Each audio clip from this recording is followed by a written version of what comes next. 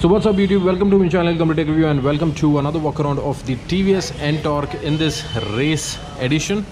This is called as the RTFI, which stands for Race Tuned Fuel Ignition.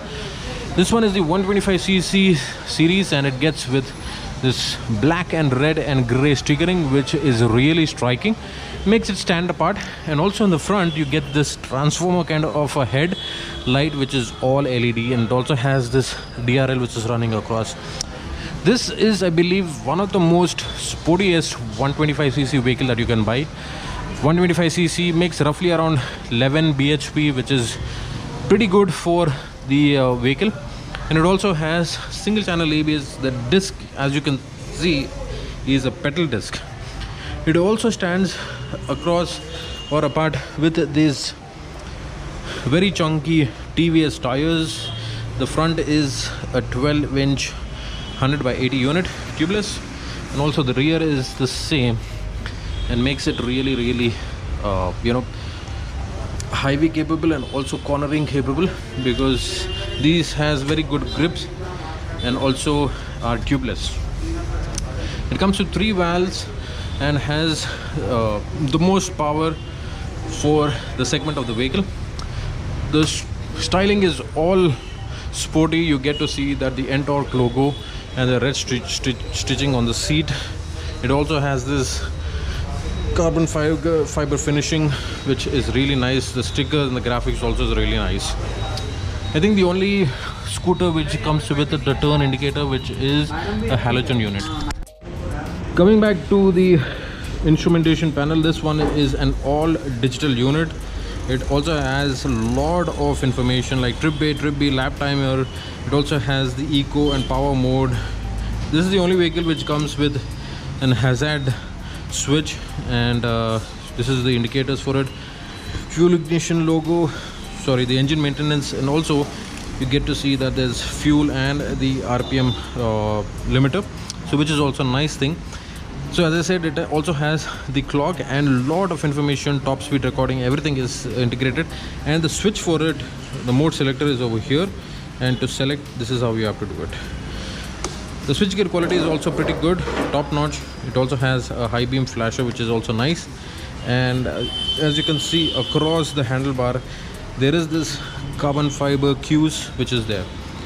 The only scooter which also gets this bar and mounts, which is nice.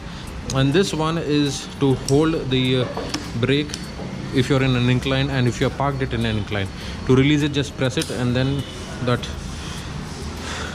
clip comes across and you can release the vehicle. So on a features point of view, it gets a lot of features. So the front also has this hook which is concealed, and it can hold a weight of around 1.5 to 2 kgs.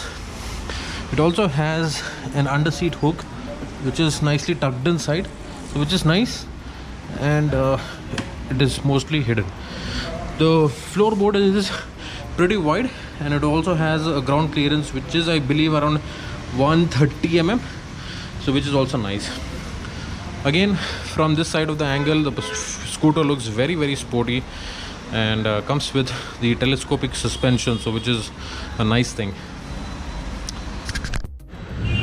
The fuel lid opener is thankfully on the outside, and to open it there is a provision, there's a key, and then if you open this side, the fuel lid opens, so which is nice. And if you open this side, the under seat storage, that opens. So if you can see, you have a very big and nice storage, but I'm not sure whether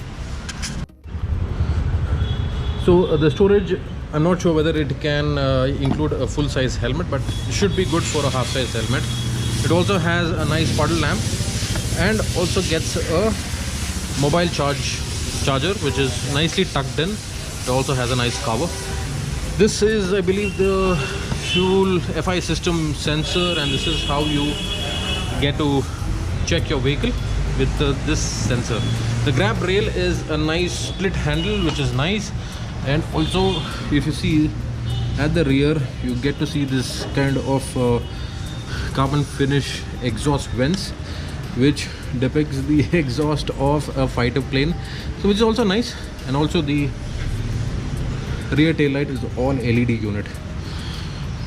On the suspension side, you get this rear adjustable unit, which is a single spring-loaded suspension, and the front, as I said, is a telescopic unit.